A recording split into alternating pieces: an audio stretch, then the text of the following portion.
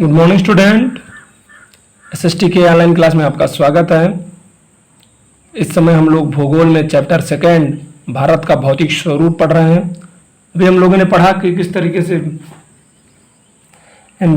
विश्व के महाद्वीपों का निर्माण हुआ। पहले ये सब एक ही गोंडवाना लैंड की भूमि थे। बाद में इन प्लेटों में घर्षण हुआ, टकराव हुआ और ये एक दूसरे से दूर हो गए। पहले ये एक महाद्वीप में थे, बाद में ये 7 महाद्वीपों में बट गए। ठीक है ना। आज हम लोग पढ़ेंगे मुख्य भौगोलिक वितरण।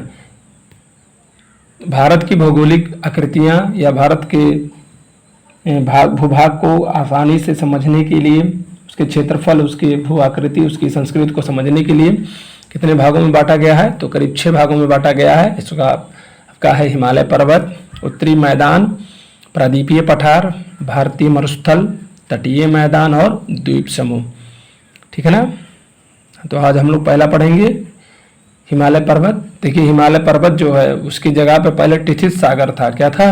टिथित सागर। 2 प्लेटों के आपसे टकराव के कारण वहाँ पे टिथित सागर की जगह नदियों द्वारा लाए गए इन चट्टानों पहाड़ों के से क्या निर्माण हुआ? आपका हिमालय पर्वत का निर्माण हुआ। ये एक वलित पर्वत है और नवीन वलित पर्वत है, यानी नया बना हुआ है। पूछ सकता है हिमालय कैसा है? तो नवीन वलित पर्वत है, यानी नया बना हुआ पर्वत है। सबसे पुराना जो है वो अरावली है। ठीक है ना। यह जो है हमारे उत्तरी सीमा पर स्थित है। ठीक है ना। इसमें दिया है, देखिए, विस्तृत हिमालय भूगर्भीय रूप से युवा और बनावट की दृष्टि से वलित पर्वत श्रृंखला, जो मैंने अभी आपको बताया। हमारा जो हिमालय है ये कह सकते हैं कि प्राकृतिक प्रहरी है। मैंने बताया आपको कि रसिया उत्तर माने रूस से या साइबेरिया से चलने वाले जो हवाएं हैं नवंबर दिसंबर के महीने में बहुत ही सर्द होती हैं। अगर ये हिमालय पर्वत ना होता तो राजस्थान की तरह हमारा उत्तर भारत भी नवंबर दिसंबर में बर्फ़ से, जैसे गर्मियों में राजस्थान तपता है, वैसे हम लोग ठंडे में हम लोग भी खूब ज़्यादा ठंडक पड़ती।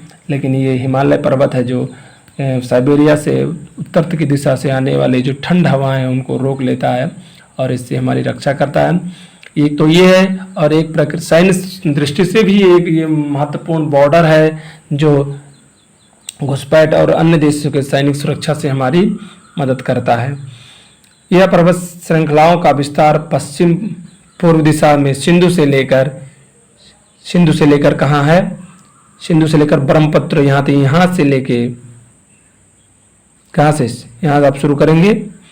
सिंधु नदी देखिए कहाँ है? सिंधु नदी आप देखेंगे, सिंधु नदी यहाँ से लेके और आपके ब्रह्मपुत्र नदी तक फैला हुआ है।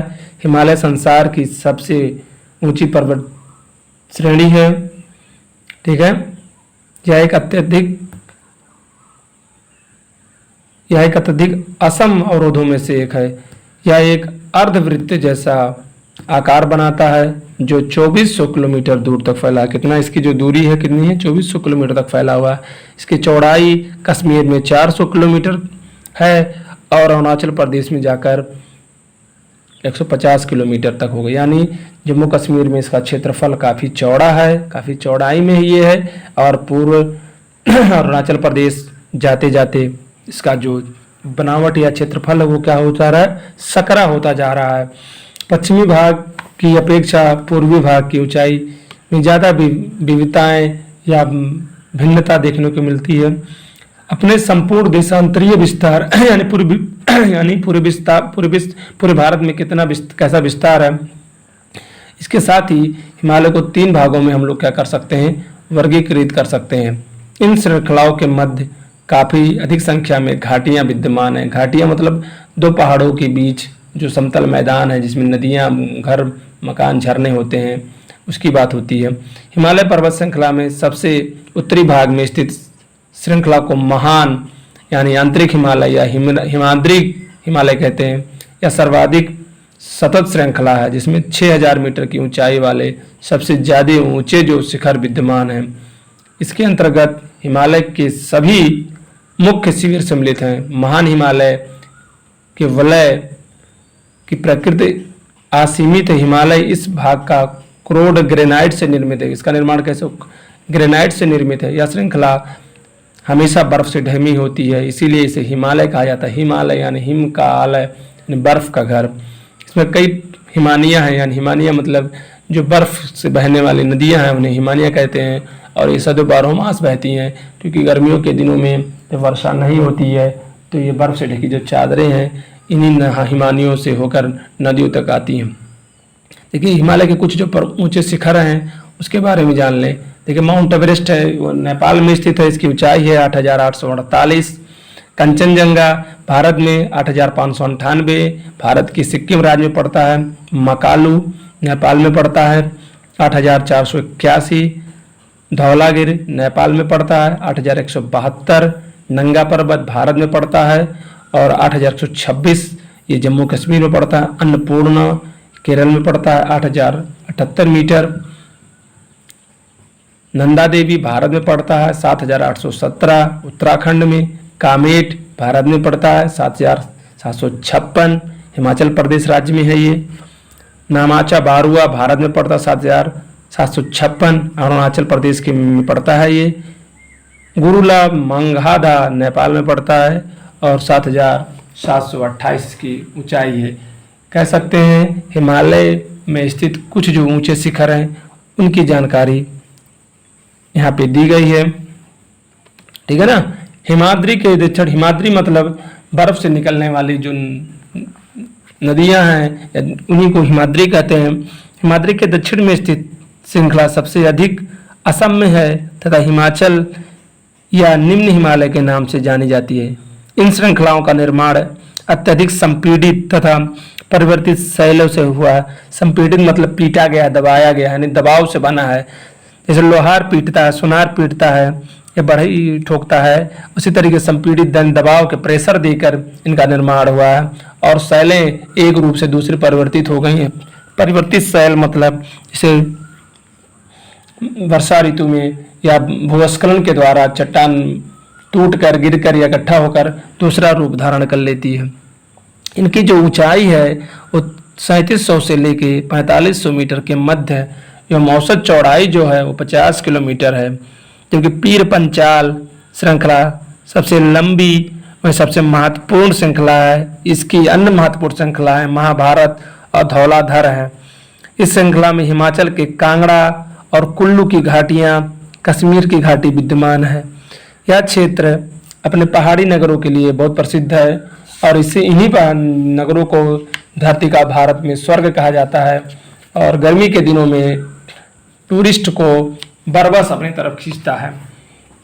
हिमालय की वह श्रृंखला को शिवालिक कहा जाता है। इसका विस्तार 10 से 50 किलोमीटर की चौड़ाई में है और ऊंचाई 900 से 1100 मीटर के बीच है। यह हिमालय की सबसे कम ऊंची पर्वत श्रृंखला है। यह श्रृंखला उत्तर में स्थित मुख्य हिमालय की श्रृंखलाओं से नदियों द्वारा लाई गई असंपीड़ित अवसादों से, यानी जो दबाया नहीं गया है, जो और नहीं टूटे हैं, मजबूत पत्थर हैं, ये पत्थर नदियों के द्वारा आकर वर्षा ऋतु में इकट्ठे हो गए हैं और इन्हीं से इनका निर्माण हुआ है। ये घाटियां बजरी और जलोढ़ मिट्टी की मोटी परत से, जलोढ़ मिट्टी मैंने बताया था, फिर बता रहा हूँ कि भारत में पाए जाने वाली सभी मिट्टियों में सबसे ज़्यादा जो विस्तार है वो जलोढ़ मिट्टी का ही है और ये सबसे उपजाऊ भी होती है। इसी को बांगर कहते हैं और खादर भी कहते हैं, ठीक है ना। निम्न हिमाचल और शिवालिक के बीच स्थित लंबवत घाटी को दून के नाम से, यानी दो पहाड़ों के बीच जो लंबी लंबी घाटियां होती हैं उन्हें दून के नाम से कहते हैं। और उत्तराखंड और हिमाचल प्रदेश में दून बहुत है, जैसे देहरादून, कोटली दून, पूर्व दून और पाटली दून ये सब हैं। और ये तीर्थ स्थानों के लिए, पर्यटन के लिए बहुत ही प्रसिद्ध हैं। इस उत्तर दक्षिण के अतिरिक्त हिमालय की को पश्चिम से पूर्व तक स्थित क्षेत्रों के आधार पर भी विभाजित किया गया है।